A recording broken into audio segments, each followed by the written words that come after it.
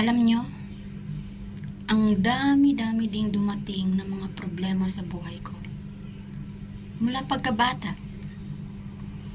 lumaki akong malayo sa magulang, mga kapatid, mga kapamilya. Naitaguyod ko yung sarili ko mag-isa, na ako lang.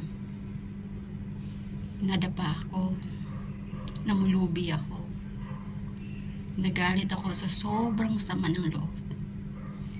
Pero never tumatak sa loob, sa isip ko, na sumuko.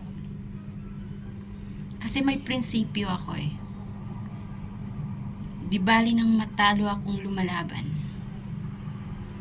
Wag na wag lang akong matalo dahil wala akong ginawa. Kaya kung may mga problema kayo, okay lang na hindi maging okay. Okay lang na umiyak, magulhol ka. Pero wag mong kakalimutan na bumangon at lumaban ulit. Ikaw yan eh.